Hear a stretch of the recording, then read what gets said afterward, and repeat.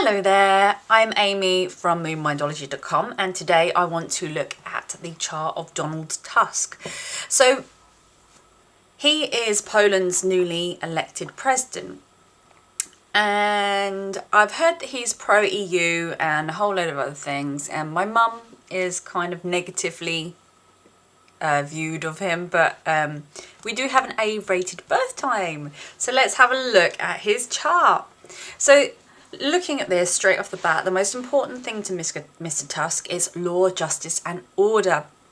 And he may have been very influenced by his father, but there's a controlling and domineering influence on him as well. As a result, with Pluto here, Tusk can be very controlling and domineering himself in relation to law and justice.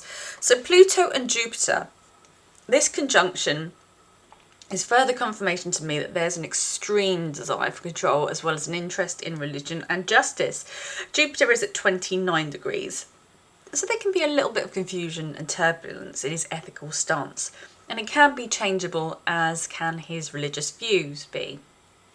He's a chameleon, and I believe that he can change depending on what is around him, and that's it's a tremendous powerhouse to his personality. These two planets are in Leo, and this is all about giving money to the wealthy. So, it's good for stocks and brokers and lenders. Aries has a stellium, so he could lead with some aggression, and there could be some forceful leaders as well, and the media could be forceful, and billionaires can do quite well as well. But there can also be some kind of reduction in this area too.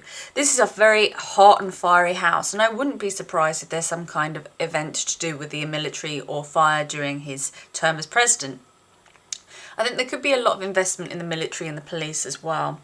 From his ascendant, Aries is 5th house, and this is confirmation to me that he's very interested in stocks and improving the monetary situation as well. He's actually got good karma from his past life, and he's very intelligent, but as I said, he's forceful, powerful, and he likes to be in control of situations. And there is a great connection to his father, and that's good for politics. He's very intelligent and gifted in communications. He's intuitive, and there can also be lies and passive aggressive communications, or even aggressive communications, and he may be able to do something with the gas and oil prices for his country though, so that's a positive. He's creative, and he's got a great skill in gambling, which is always important when you have a leader who is pushing money about. Got strong character and a lot of will, and when he puts his mind to something, he can find ways to achieve his goals. And because Mars is opposite Saturn, there's a lot of push-pull in his life, and he works ferociously hard, and he's very ambitious, but he can be prone to anger and frustration. It's a really interesting example I saw when I looked through his Wikipedia page, was that he was accused of having poor ability to speak English and French. So what did Mr. Tusk do? He went back to school and he learnt those languages fluently. He speaks them fluently now. So with Mars and Taurus here, there can be anger from farmers and small businesses as well. So I think he'll protect the rich, and thus we're looking at the same capitalistic mentality as we get across the world. Which isn't surprising. He's a World Economic Forum sympathiser, and he's pro-EU, and those two groups, they're really all about big business and money, and they don't help small business at all. They're large fry corporations, and that's what they support. Saturn's in Scorpio, and this is interesting for foreign affairs, as I wouldn't expect to see the 12th so afflicted. Luckily, Mars aspects Scorpio, so this uplifts the house, but it's still afflicted, and this could be a sign that he gambles with money and he can lose. But in some cases, people with this placement can do very well, and they're good at finding a bargain.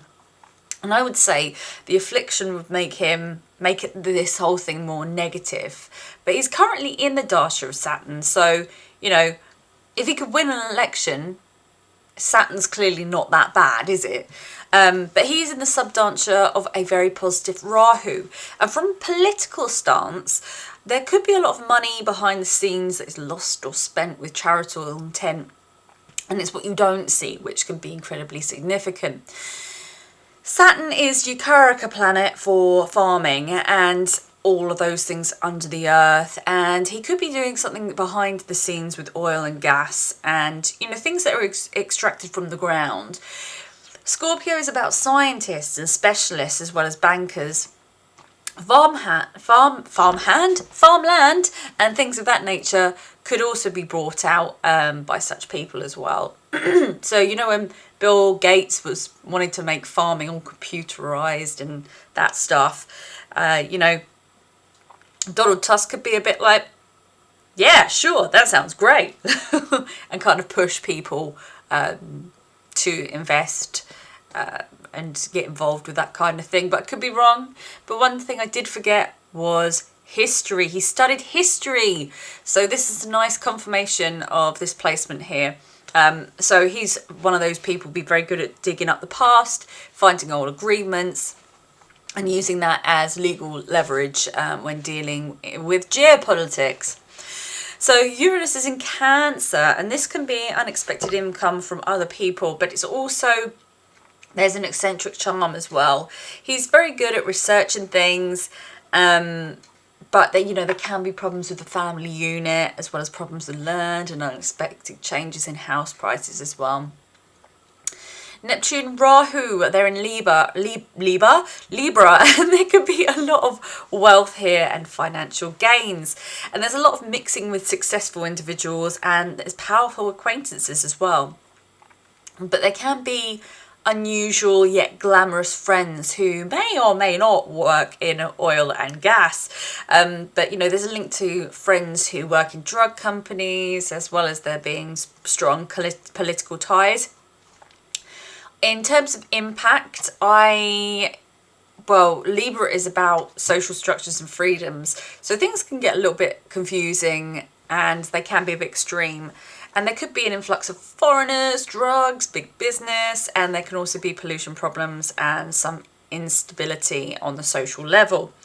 The moon is in the second house of Capricorn, and it's exactly opposed Uranus. And he may have had some distance from his mother and felt separated from her. And his money house is a bit unstable. So I wouldn't be surprised if he wastes money looking at this. There's a problem with his sense of personal security here. And in terms of affecting Poland as a whole, this is the part of the zodiac to do with big business and government.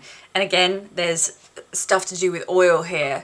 So there could be more publicly owned business. But there's something to do with liquids and all kinds of things. But I mean, it could be alcohol, oil. That's just some of it.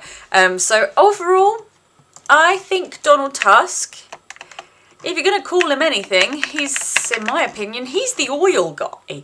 And I guarantee he knows people in the industry, and he's, you know, it's good for them that he's in power, but I'm not sure how good it will be for the people. I mean, I don't think his green ideals are real, or they're a front possibly for the oil families. And, you know, oil companies, not families. Could be families. Sorry, ignore that.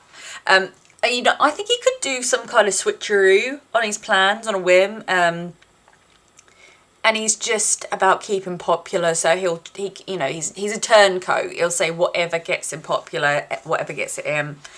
And, you know, I think the problem to the average person is, you know, they won't have his ear. The people who have the impact are the rich, and those are the people who he mixes with.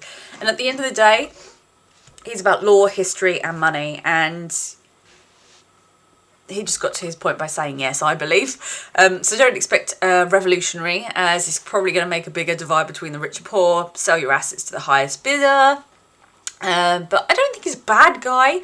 I just don't think he prioritises the small business and the farmers. Although, depending how you feel about politics, it could be worse. You could have someone born between, 1980 and 1993, and then Pluto of corruption could be, you know, in Libra, which would impact the social structure. So, you know, we've got all that to look forward to in the form of leaders as time goes on. So yeah. But I'm sure there'll be a time where you will see a stint of 80s born leaders creating great societal change.